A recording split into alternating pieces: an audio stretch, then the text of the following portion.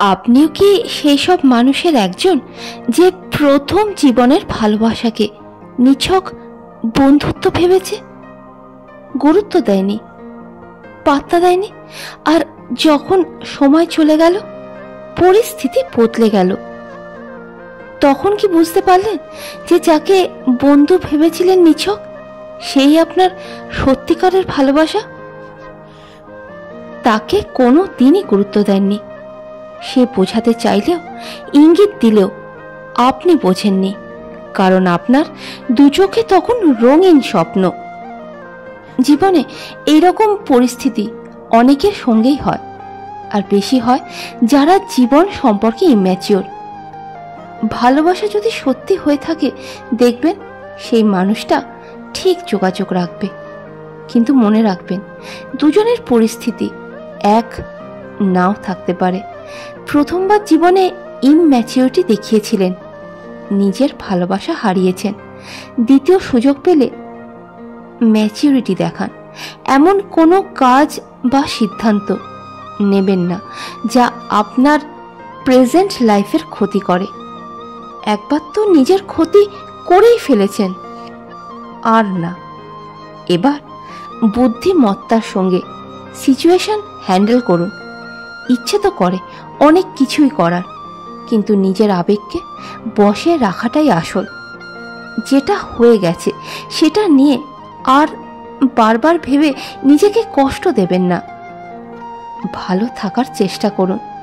যা পেয়েছেন তাতেই সুখী খুশি থাকার চেষ্টা করুন। আশা রাখবেন না যে সে আপনার পরিস্থিতি বুঝবে। যা আপনার নিয়ন্ত্রণে নেই সব মেনে নিন। আপনি প্রত্যাশার শিকল কাটিয়ে ফেলুন। আপনি হালকা অনুভব করতে শুরু করবেন, কারণ এখন আপনি আর কারোর করুণার উপর নির্ভর করে বাঁচেন না। মনে রাখবেন, আবেগ ক্ষণস্থায়ী, কিন্তু তার প্রভাব গভীর।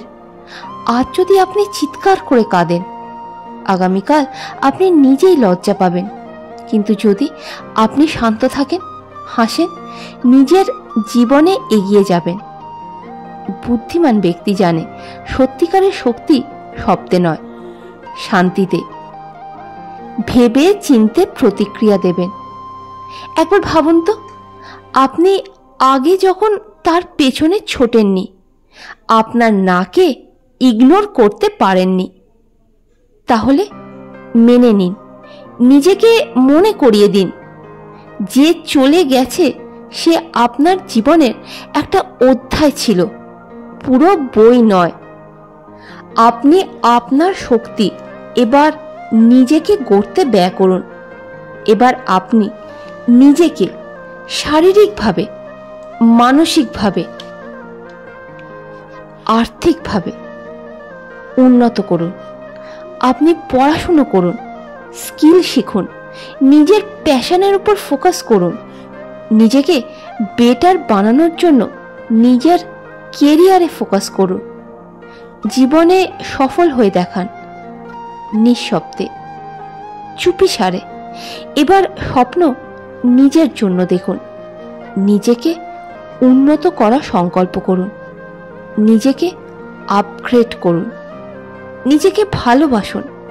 মনে রাখবেন, সেলফ লাভ কোনো বিলাসিতা নয়, এটা প্রয়োজন। নিজেকে দোষী মনে করবেন না। আবেগকে পর্যবেক্ষণ করতে শিখুন। সেটা হয়ে উঠলে চলবে না। এমনটা নয় যে আপনি আর কোনো কিছুই অনুভব করবেন না। আবেগ আসবে, আপনাকে সেটা পর্যবেক্ষণ করতে হবে। তাতে ডুবে যাবেন না। রাগ, দুঃখ, প্রত্যাখ্যান সবই স্বাভাবিক। নিজেকে প্রশ্ন করুন, আপনি কি আবেগকে নিয়ন্ত্রণ করছেন, না আবেগ আপনাকে আপনাকে এগোতে দিচ্ছে না? যদি উত্তর কঠিন হয়, তাহলে এখনই আবেগকে পর্যবেক্ষণ করতে শিখুন। একবার ভেবে দেখুন, তাকে হারিয়ে আপনি নিজেকে কতটা বদলে ফেলেছেন। আজকের মধ্যে বাঁচুন। অতীতের অনুশোচনা আর ভবিষ্যতের চিন্তা, এই দুটোই বর্তমানকে ধ্বংস করে দেয়। আজ আজ শুধুই আপনার।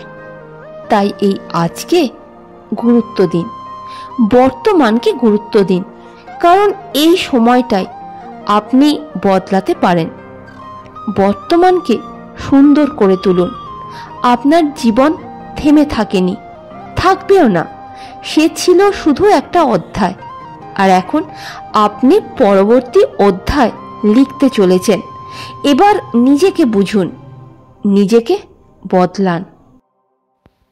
তো বন্ধুরা, এতক্ষণ ধরে আমি ছিলাম সোনালি।